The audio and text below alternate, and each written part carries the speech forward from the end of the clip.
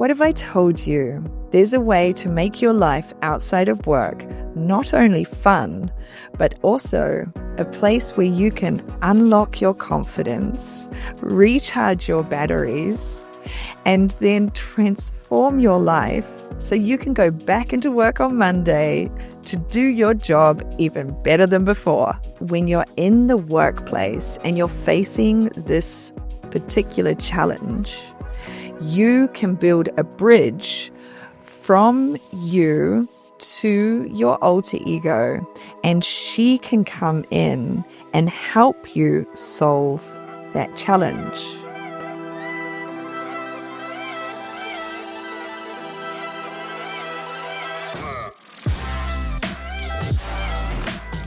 Hi, my name's Emma Gwendolyn, and I am a transformative coach. I've been teaching people for 17 years how to create and embody a new version of themselves that can come in and push through perhaps a challenge or something you don't really have the confidence to do. And I do this in playful embodiment techniques using sexy self-confidence and costuming and creative visualization to bring it all together in a fun way of learning. Because in my opinion, this is the best way to learn, when you don't even know you are teaching yourself a new skill. So today I want to talk about how creating a new alter ego can benefit you not only in your private life, but also in the workplace as well. So let's get into it. Now we're going to start by going back in time to ancient Greece, because I read something the other day that got me so excited, and that was about the dance of Artemis. For those of you who don't know who Artemis is, she is the goddess of wild, untamed, free-spirited huntress. So in the dance of Artemis, women in ancient Greece used to leave behind their village where their family and husband and all their work that they had to do. They would leave that all behind to go deep into the forest together, to dance around a fire, and most interesting of all, they would wear a mask. And it was written that the idea behind wearing a mask was because they felt by putting this on, they could truly be who they are, because their face is attached to their main outside persona, where their responsibilities are and where the outside world knows and has expectations of them. But by going into this forest, putting this mask on, they can connect with the raw, untamed essence of who they really are. So this mask was not hiding them, it was revealing them.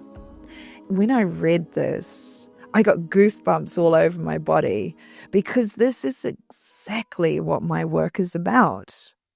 This alter ego work is about accessing all of the amazing parts that live inside you. We often feel like having playful explorations that step outside of what our friends know us by, we often feel a little bit awkward and uncomfortable. And especially when it's done in a playful way, it's often seen as maybe childish.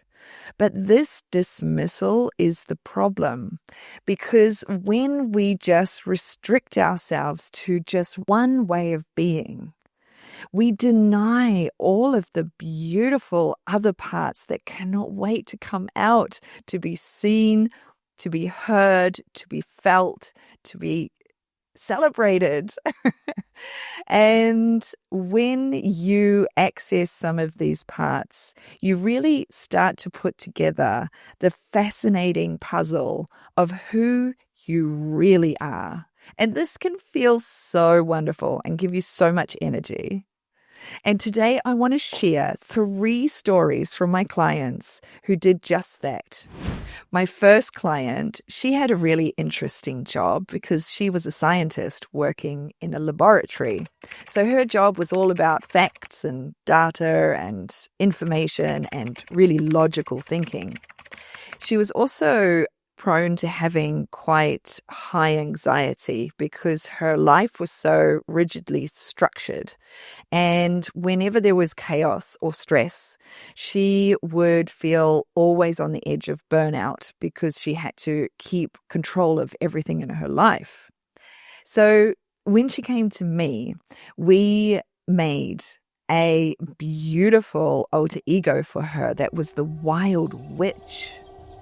And by embodying this part of her that was intuitive, free, non-conforming, and she had, her hair was wild, she painted her face, she danced in a flow state, embodying her dark feminine energy with no shoes, feet on the ground, completely tapped in and connected to a whole other side of her, which then created this beautiful balance in her everyday life.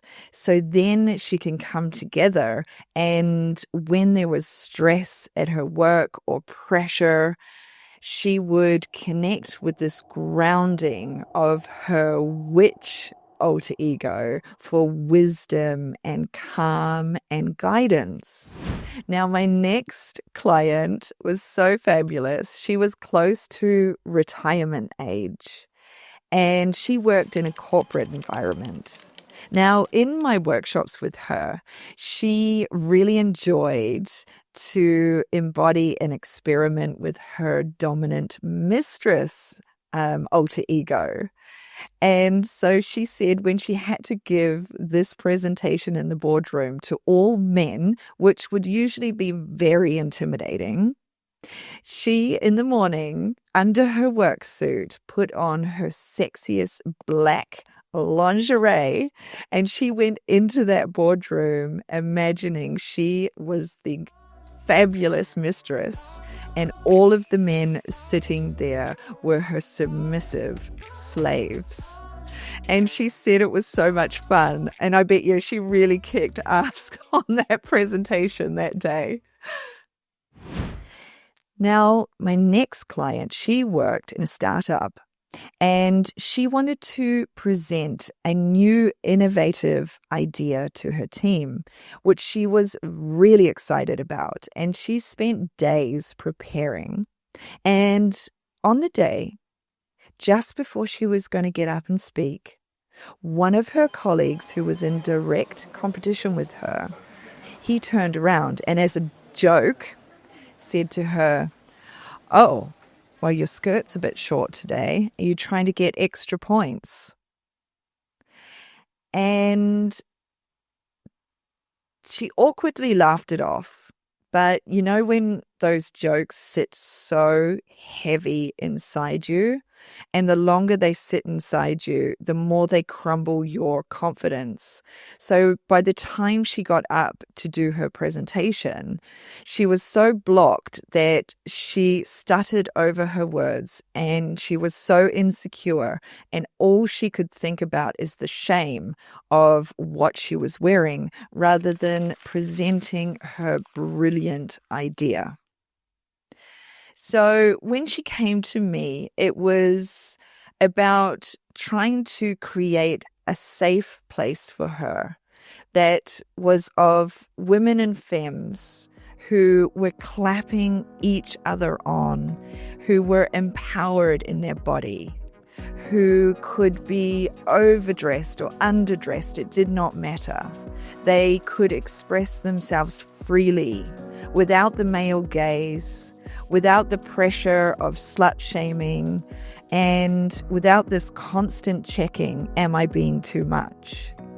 And by her experiencing this environment and really setting herself free of this shame and insecurity, she was able to go back into her workplace feeling so much more powerful and confident.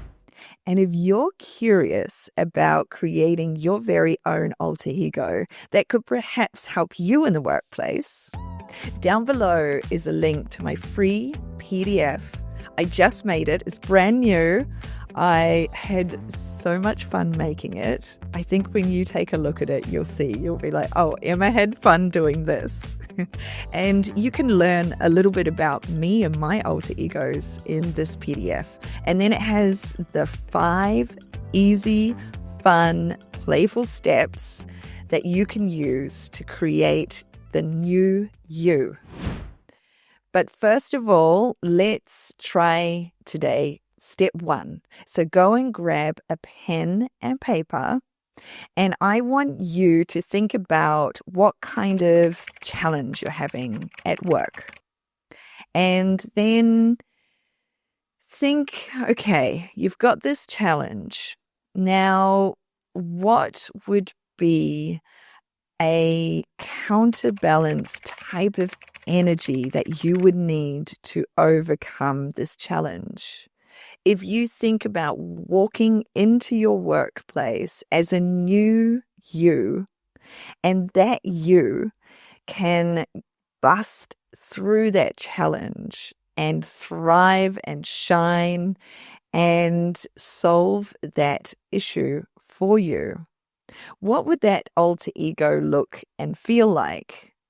And if you can keep it playful, so this can be someone that you can play in your everyday life with joy and fun and humor, perhaps even a little bit of sassy, sexy sparkle, then you can start to embody this new you.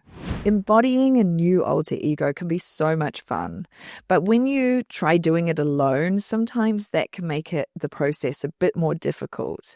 Because when you have a group of people who get it and they can see your new alter ego coming through, and you can speak her name, you can talk about her story, and when you do the embodiment part of the alter ego, there's a group of supportive women and femmes clapping and cheering you on. This adds a rocket fuel booster to bringing your alter ego to life. So I hope you enjoyed that video today. I will see you and all of your alter egos for the next video.